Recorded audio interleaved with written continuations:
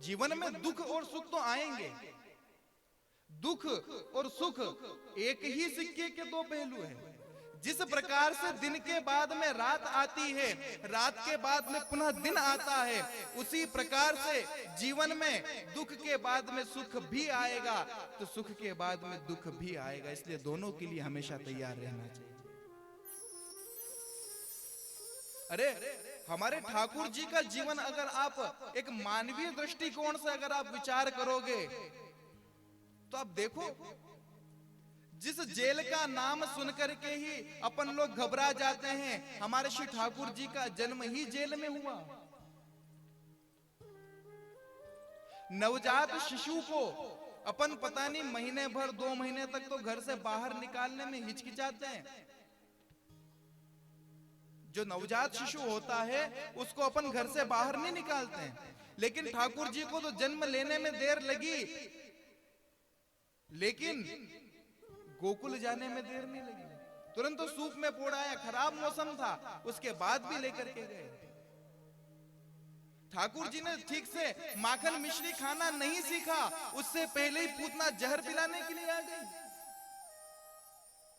कभी शक्टासुर आ गया, कभी तृणाव्रत आ गया। जब इन सभी झंझटों से बच करके वृंदावन गए तो वृंदावन में जाकर के असुरों को तो छोड़ो, देवताओं ने आक्रमण चालू कर दिए। कभी ब्रह्मा जी आ जाते हैं, कभी इंद्र आ जाता है, कभी अग्नि पूरे वृंदावन को जलाने का प्रयास करती है। भगवान ने सोचा कि ये आतंकवादी जहां से आ रहे हैं तो आतंकवादी का जो मेन लीडर है उसको ही निपटा दो। तो कंस को मारने के लिए मथुरा में गए, कंस को मारा, लेकिन वहां पर भी जो कंस की पत्नी अस्ति और प्राप्ति, उनके पिताजी जरासंध ने आक्रमण चालू कर दिए। पूरे महाभारत के युद्ध में केवल 18 अक्षौहिणी सेना युद्ध लड़ी थी। 7 अक्षौहिणी सेना पांडवों की तरफ से और 11 अक्षौहिणी सेना कौरवों की तरफ से। लेकिन जरासंध ने जब मथुरा के ऊपर आक्रमण करा था तो 23 अक्षौहिणी सेना एक बार में लेकर के आता था।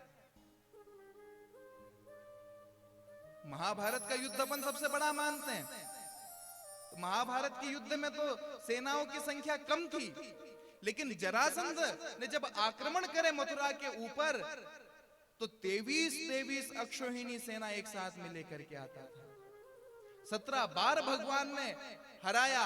18वीं बार भगवान ने कहा कि बार बार इससे कौन लड़े, जान दो आगो। भगवान ने कहा कि द्वारका में जाकर के और आराम से रहेंगे। लेकिन द्वारका में जैसे द्वारकाधीश बने 16,108 विवाह ठाकुर जी के हो गए। लेकिन इतना सब कुछ हो गया, हमारे श्री ठाकुर जी कभी आपको सर पे हाथ लगाए बैठे हुए नहीं नजर आएंगे। जब गोकुल वृंदावन में थे तो नित्य माखन मिश्री खाते थे और असुरों से निपटते थे, और द्वारका इत्यादि में रहे तो रोज चैन की बंशी बजा करके और सभी समस्याओं का हल करते हैं। मुस्कुरा करके जिसको गम का जहर पीना आ गया, ये हकीकत है जहां में उसको जीना आ गया। प्रेम से